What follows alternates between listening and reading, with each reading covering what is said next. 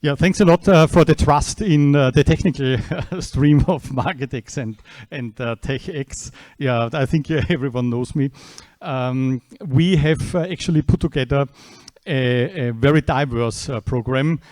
And we tried to cluster that a little bit and start with a very core introduction, of course, Loire being the next release. And then if you look at the program, we wanted to make sure, and it's not always, we did not for various reasons manage that always, mostly because speakers are not available, to cluster topics. Like if, I think afterwards we have data spaces experiences. Tomorrow we will have one ecosystem which goes into detail with our Gigant in various elements, but related to one ecosystem. We have, I think in the evening, we have one more theoretical kind of data space specification language topic. We will have one cluster of 2 or 3 presentations related to eIDAS, because in 2026 that will be the new framework for European, how the European Union is giving out trust and trust services to every member in every company. So we clustered that. So I totally appreciate that not every one of you is going to sit 12 hours a day in all the sessions. So please choose.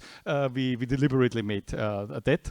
But before we start, I'm happy to announce, of course, Yassir, because he will give, and he invested a lot of time in giving a short update and introduction to Loire. I don't know whether you have seen, of course, my inspirational speech. I hope it was inspirational enough.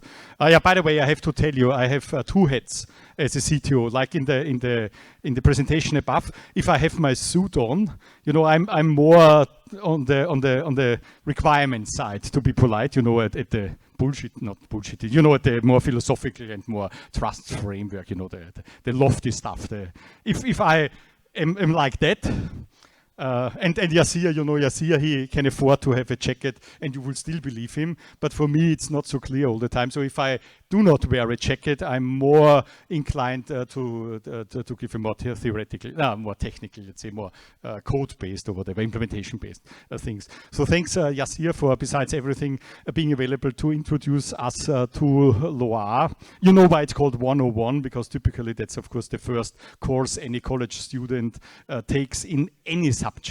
And it is, I think, if I have a look at the slide, a very good summary. And we will, of course, post it, because sometimes if you miss something, then you can, of course, every time after the presentation, look into the slides. And it will, I think it will also help you become one of our evangelists or technical specialist and functional specialist, you know, with the certificates. So please. Thank you, Christoph.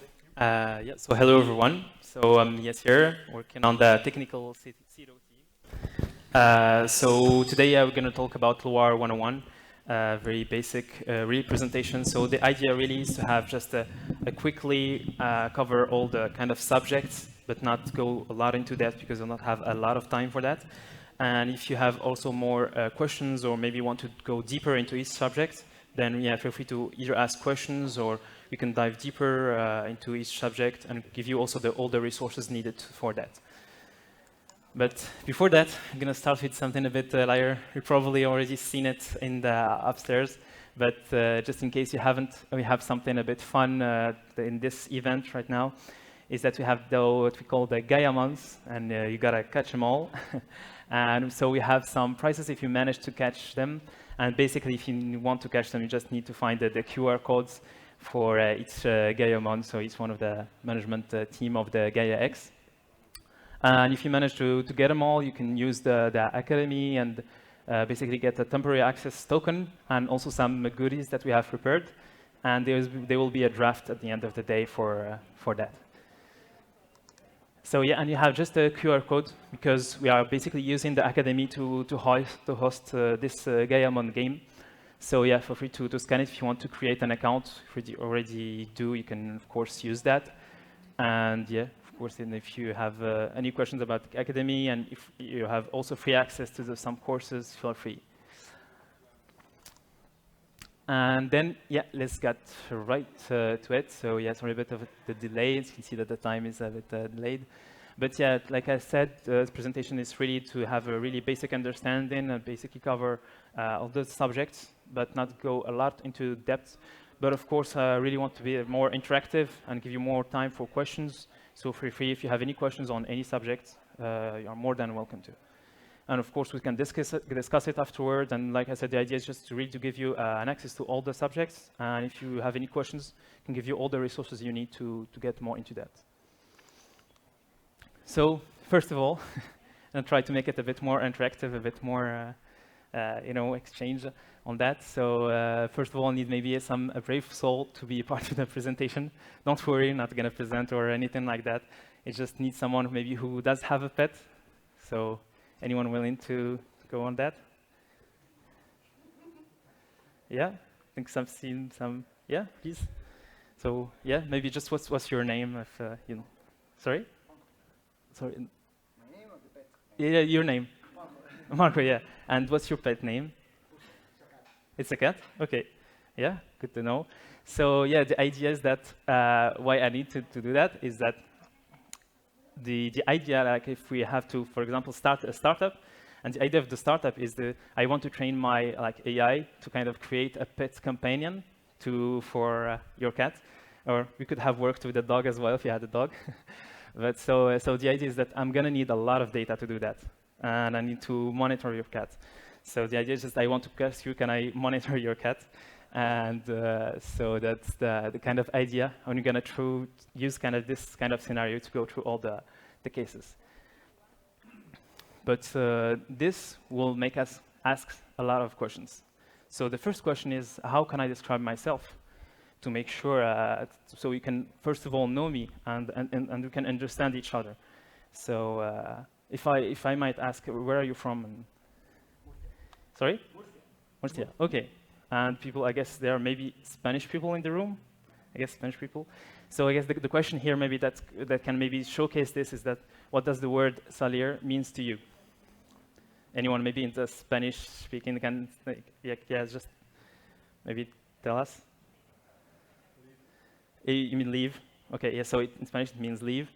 And in, I guess in French it means something else. So any kind of French speaking, tell us what it means. See you there, Frederick, if you want to. So it makes something dirty. So you can see it's completely different, even though it's written completely the same and it's really the same thing.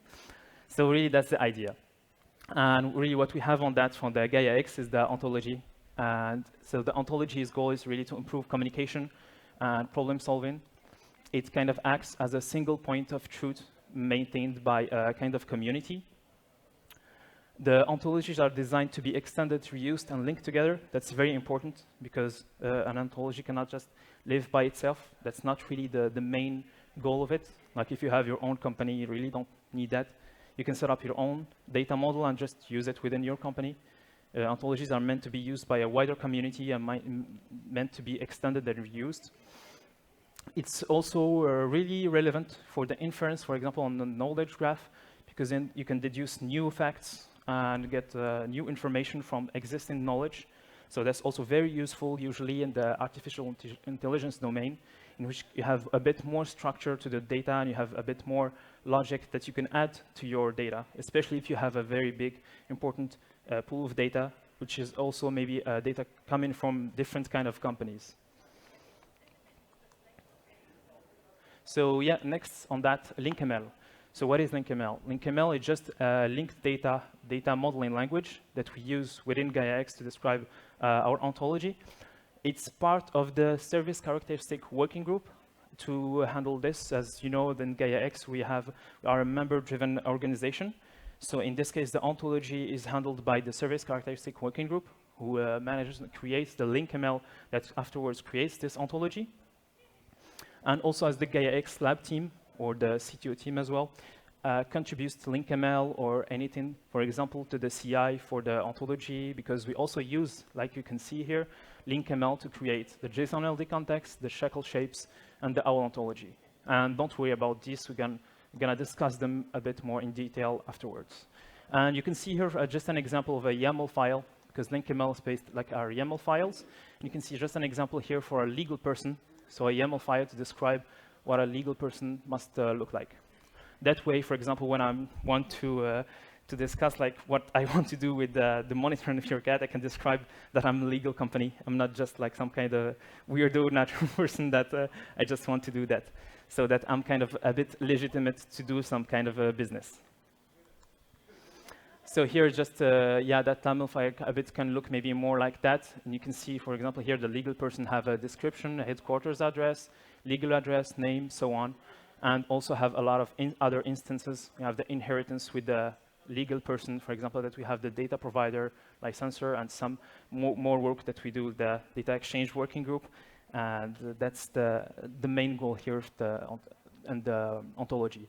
And you can see it here is the Gaia-X service characteristics. And of course, you can access this link and go on and see all the classes of the ontology. Another question. So yeah, unless you have any questions maybe on the ontology, have maybe specific questions on that.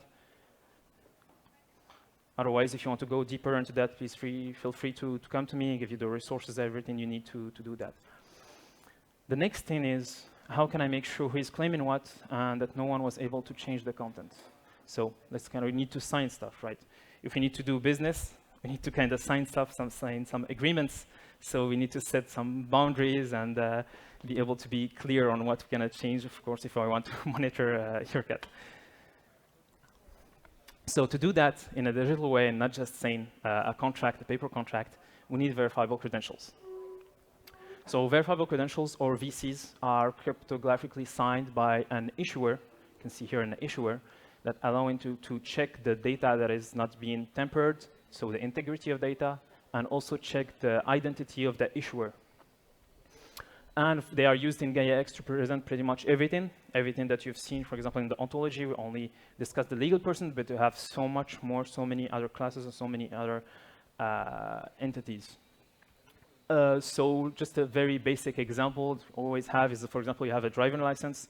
It can be, for example, a verifiable credential that issued by your government. So here the issuer would be your government issuing you a holder. So for example, you a person, a driving license. And then a verifier can be like a policeman, for example, stopping you in the road and verifying that you have a right driver license. And then you have, for example, the right category for your vehicle. So if you have, for example, a big truck or, for example, a trailer or something like that, that you have the right category in your driver license. And of course, the verifier can check that it is issued by someone that is makes sense in that context. So in this case, it would be the government.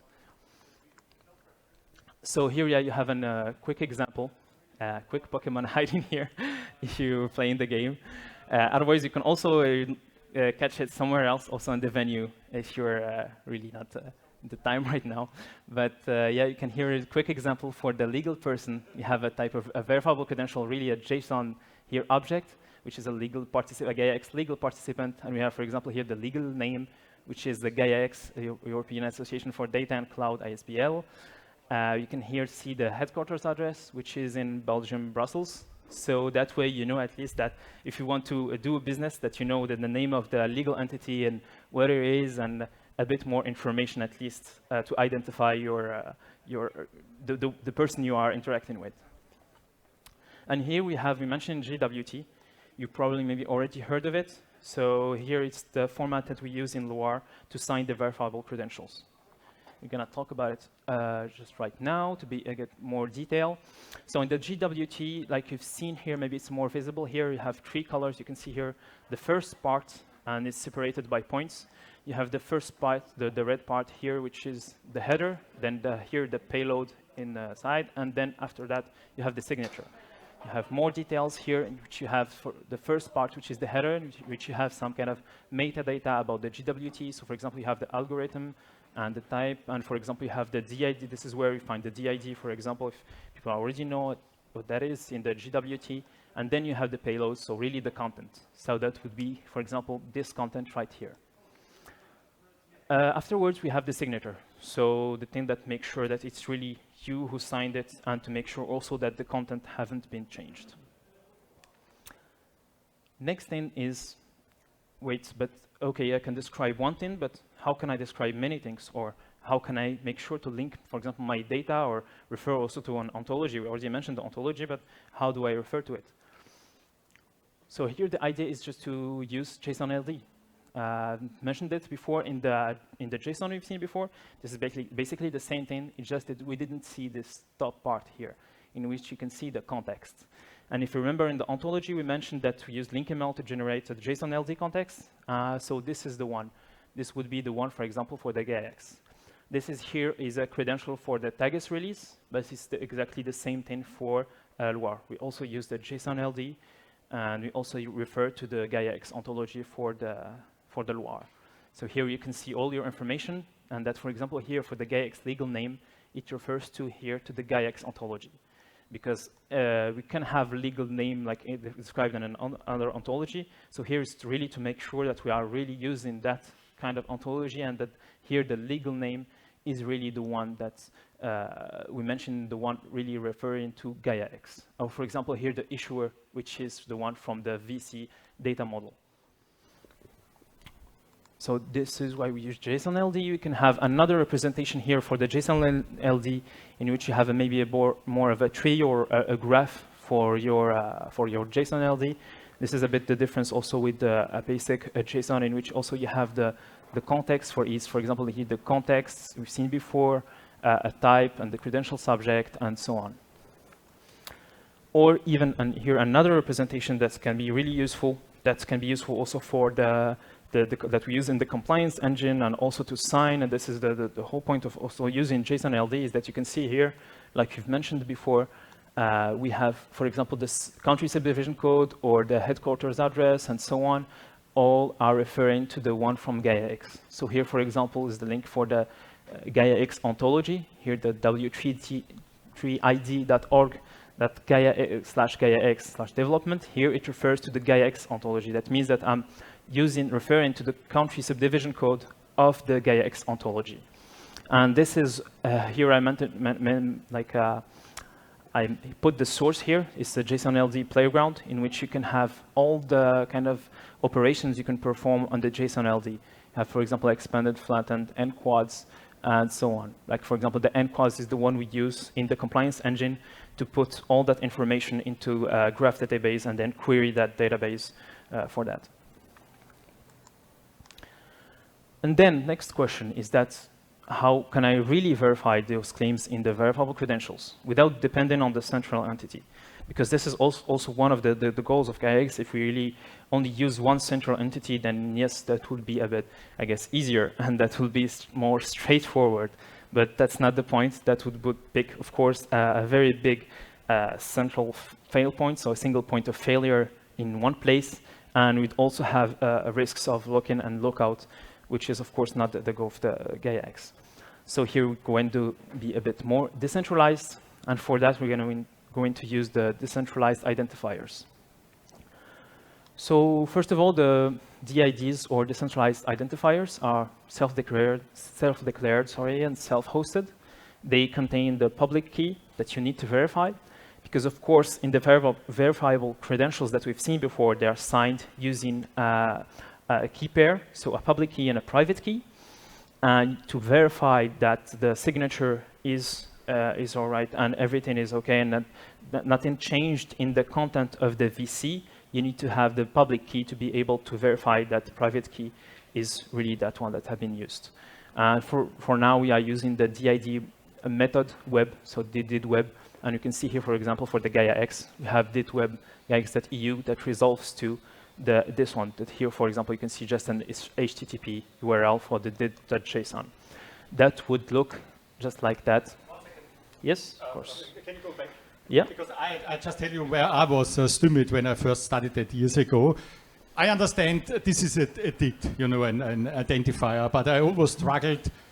How would you arrive at that translation, obviously? And actually, you have to look up the standard, just Google it. Of course, there is a correspondence between the domain name and that one, but how do those come into play and are different? Just look up the standard DID web, because these are default values. It's as simple as that. But you have to look it up, otherwise it looks like magic. I mean, who would well know that this is well known? Mm-hmm. So unfortunately, you have sometimes to look up the standards for doing that. But that's the resolution. If you don't specify anything here, then the resolution mechanism is going at that location. That's kind of the, and you can deviate, of course, but then you would have to add that here as well. But sometimes you have to look at the standard to understand this kind of automatic translation mechanism. Yeah, exactly. Thank you, Christoph. And exactly, we're going to mention it later in the presentation. But indeed, this is a W3C standards for the DID that is specified, and of course, like for example, also the verifiable credentials, which is also a W3C standard. And of course, we also have, as Gaia-X, provide a universal resolver for the DID, so you don't need to do that really yourself. There's also libraries that if you want to do it automatically in the code, and there's also resolvers available that you can really use. So it's just really a call, and that's it.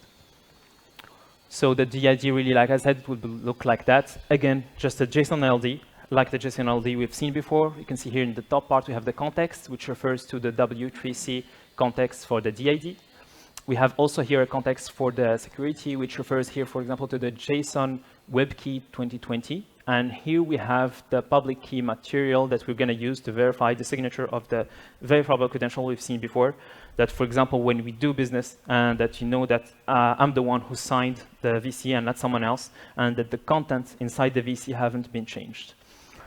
And we're going to mention it afterward, but here we have also another field, which is called here X5U, which refers here to a certificate. To be also precise, an X509X certificate. So this is, for example, the one for Gaia-X. So we're going to see that just before, because we're also going to need that.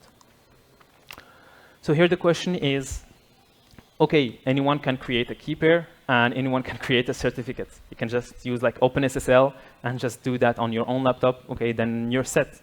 Then that doesn't make any sense. And we actually did that like in a workshop during one day in which we created the DIDs, the certificates, and everything, and we went all the way to the compliance. Of course, not the production compliance. That wouldn't make any sense. But that's so here we need something to do that. That way you can really trust that I am really Gaia-X and that I don't have like any other hidden intent or any hidden identity. So X509 certificates, I'm really not going to go a lot into detail here. I don't think we have a lot of time, already over time.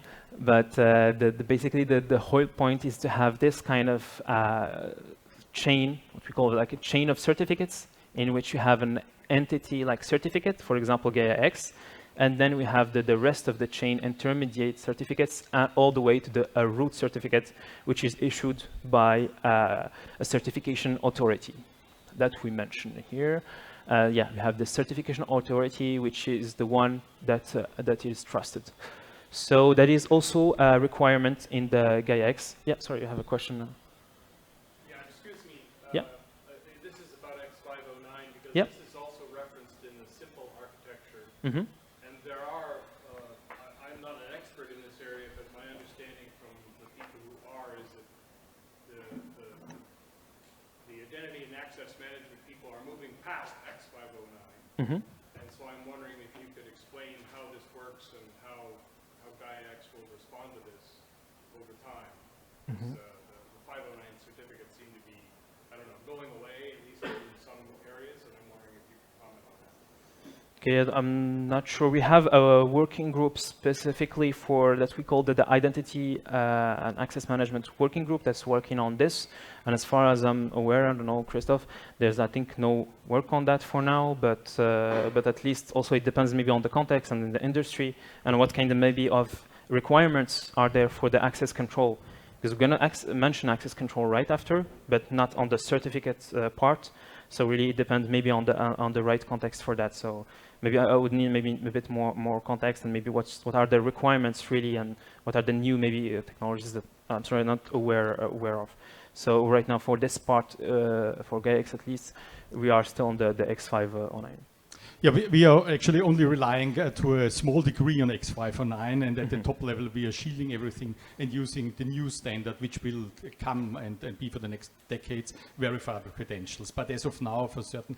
But one thing I wanted also to use this forum and this workshop, like Yassir mentioned that we have the DID web method as the only one right now, the DID web methods for decentralized identifier. If someone of you knows requirements to include other methods, other DID methods like Ocean Protocol, other whatever, DID key, anonymous, something, that would be the venue to tell me. The technical committee is running a road mapping exercise where we would like to hear from the technical community as well, not just the business requirements. Where should we invest our time for Gaia-X 2.0, Gaia-X 3.0? And that one, aligning with simple and how to resolve X509, that is part of that. Also like new DID methods, which we support. So please, if someone of you has an idea, contact me, not today, but I just will repeat that. So that's kind of a research where we rely on the community, on the ecosystem input. What have you come across? What do you want to see in 1 year into Danube, whatever comes after Danube? So please feel free. We are not going to solve that today, but the technical committee will use and the resources, and then Julien and Ryan will have to implement, I don't know, DID Ocean Protocol or something else as well. Yeah. Thanks. So it's also listening to you what you need only technically. So we are excluding the Market-X guys for a moment. I just make one comment because Simple is building on the Gaia-X trust framework, and that means it's almost hardwiring X509 into the Simple spec. And No, but they're also using verifiable credentials. yeah, but And that was only the MVP. So Simple is running for 2.5 years. They told me they're gonna converge. yeah, I can tell you a lot of things. Yeah. Okay, thanks. Yeah, no worries. Yeah, no, thank you. Yeah, thank you for that. And like Christoph said, yeah, we have like the input. So your input is of course always welcome, and based on that. And just to also maybe explain that here in the X509, we use it to have this kind of information here in the certificate. That is, of course, assigned, and like I've said, with the chain of certificates. But also what's important is that we have the Gaia-X trust anchors. And this is where the real trust comes in. Is there we have the ADAS and the EVSSL. So those are the ones, for example, for now that are accepted by the compliance. So if you don't have really, it's not only the X509 certificates. So like I said, you can create it really even just locally, but you also need to have a certificate for which the root is coming from either an ADAS specification, so an ADAS trust anchor or an EVSSL. And this is also one of the checks we perform in the Gaia-X compliance. So that's really the really most important part. That way, if we come back again to the scenario, that again, you can go through my certificate and say that there's really a trusted entity that have at least verified my identity that can be trusted. So really, that's where the trust really comes from. And this is why we call it the trust anchor here in this case. So the other question that we can also ask, but what if I want to set very specific and strict rules to my service? Because yeah, I'm asking of, can I monitor your cat? But of course you are, of course, worried that maybe I'm going to do something else. Maybe I'm doing something else on the side, something shady that I'm not willing maybe to say and be transparent. So of course you need to set some boundaries and set some rules, some access control. And for that we're going to use the ODRL, which is the Open Digital Rights Language. And again, going back again to the same thing, the JSON-LD context here with the ODRL JSON-LD context. And here we have, for example, a policy, JSON policy. So the ODRL really is a language that's inputs an ontology that, like we've mentioned before, to describe this kind of policies. So we can set your own really extensive and very generic rules also that have a lot of flexibility to set any kind of rule, access control rule, and even users monitoring rule as well. So you can see here, for example, that the target can be, for example, what we are wanting to discuss. For example, can be the pet, which is the target, and what kind of action can I perform. And then I have, for example, the provider. So yeah, also what we mentioned is that always have some kind of provider and a consumer. So for example, I'm going to be the consumer of the data, and you're going to be the provider as for example, a pet owner of the provider of the data, and that I'm going to allow me to, for example, perform the monitoring. So really, like I said, it's really a very, very big, extensive, and flexible generic language. Really, you don't need to go into a lot of detail. All you need to know is that you have a policy with a lot of rules. Either you can set permissions, duties, prohibitions, and each rule really have an action, which action can you do or not do, and also the targets or the asset that you are targeting, and constraints, and so on. So it gives you a lot of power and a lot of flexibility to be able to set your policies. So if you come back to our example, here we have a kind of a big JSON with all of that. So, but we need only to focus on this part in which you have a rule with the type permission. So I have the permission with the action monitor. So I have the permission to monitor your pet, so your beautiful cat in this case. And also you are the pet owner who are going to set those rules, set these policies that I need to respect. And here we have an example of a constraint.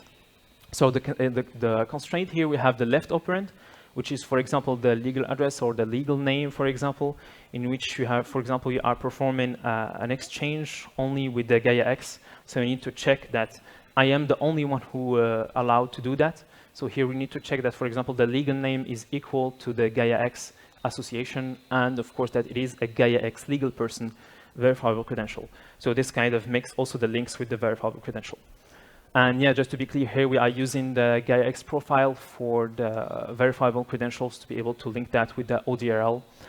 And you can set also, like I said, as many rules as you want. And here, of course, you have the prohibition. So for example, I am prohibited. I'm not allowed to spy on you, for example, and only do what I want to do with the pets. It's only the monitoring in which we agreed upon at the start.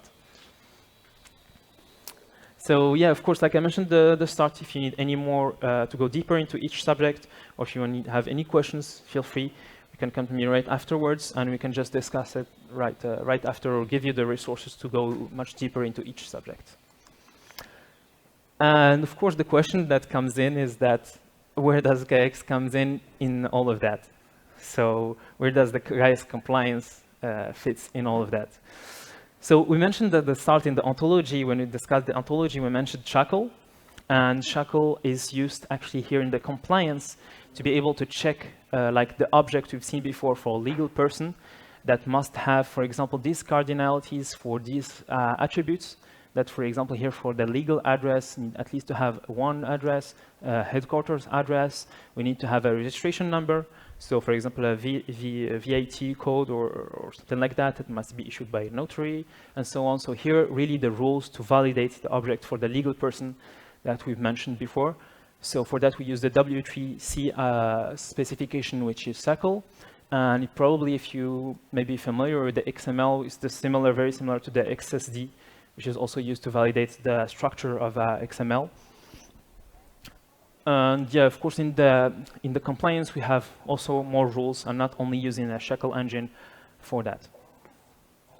Here, just a quick description. No need to go a lot deeper into that. Here, it's not a JSON LD, but a turtle here for the shackle, and it's really expressing in shackle all this requirement that you've seen here, for example, that I've just got from the service characteristic working group work.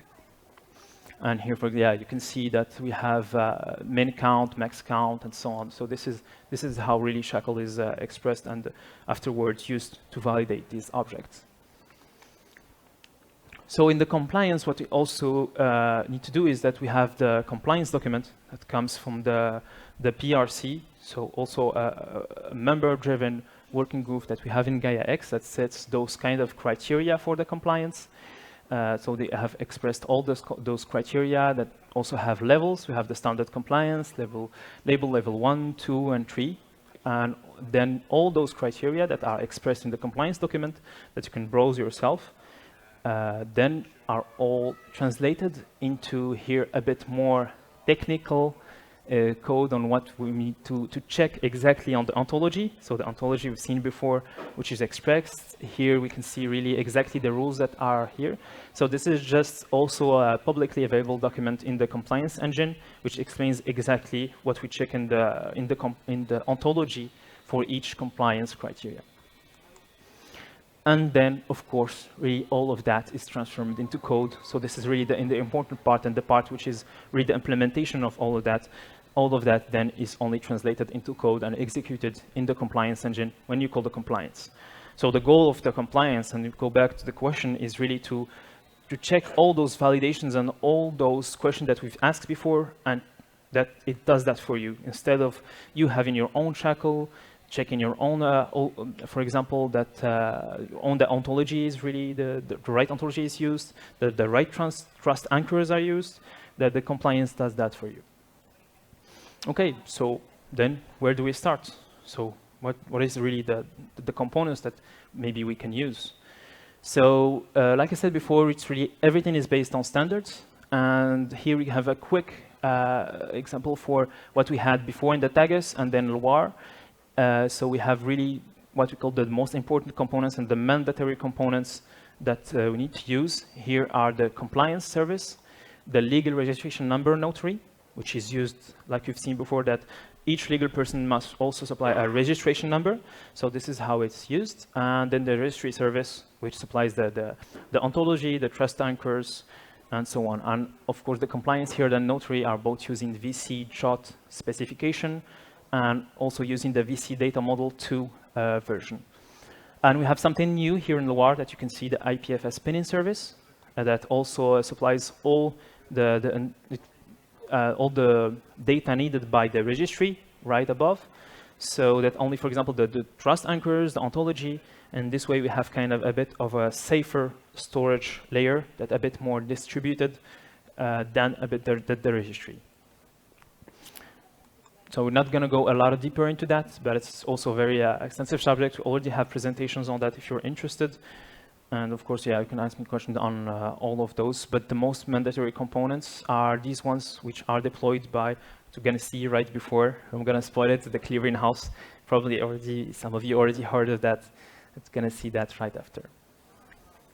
OK, so how can I make sure that these components are always available, not handled by one provider or in one location?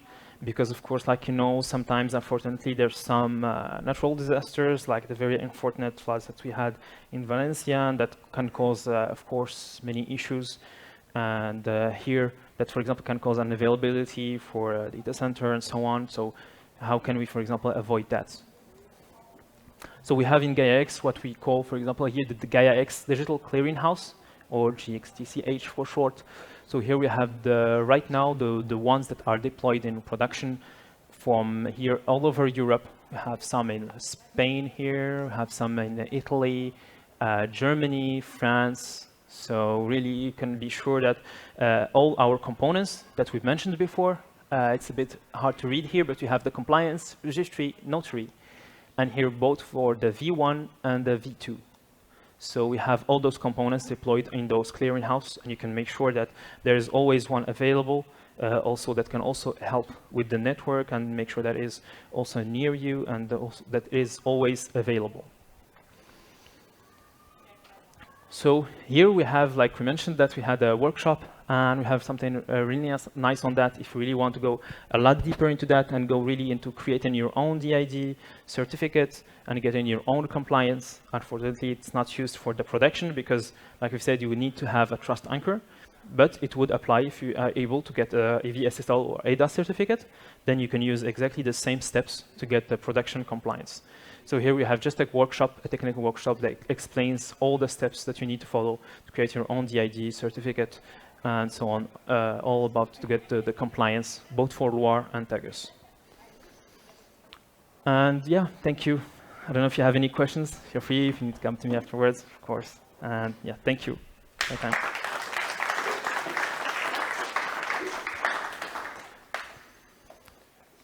Thanks a lot. Any questions? Oh, so yeah, please. Yeah. Are all the services from Tagus still available in Loire, or is there a break there? Yes, they're still all available. And so the policy we have in Gaia-X on that is that we have a version, for example, the Tagus will be available until the next, the version 2 steps above is available. So for now, we have the Tagus, which is the V1, and then the Loire, which is the V2, and then we're planning to have the Danube, which you can call the V3. So until Danube is available, we always have 2 versions available. So now we're going to have the Tagus and the Loire, and then afterwards, when we're going to have the Danube, we're going to support both the Loire and the Danube, and so on. But Loire has the full functionality available in V2. Yeah, of course. Yeah, of course. There's some like changes between the Loire and Tagus versions. And if I start today, I would just use Loire. Yeah, of course, it's the most recommended because it's the more future-proof and the one thing more, yeah. the most features, of course. Yeah. Because Tagus is only on maintenance mode, so. Okay, thanks a lot. I think we will be available any time, and if you want to find Yassir, you should go to the hackathon room. Yeah, of course, and this is just my email. So I forgot to mention that, sorry. Perfect. And if you want, just to contact me, just scan my email, send me an email, of course. I'm Was Slack available or for that. anyone else? Yeah, of okay, course. thank you. Yeah.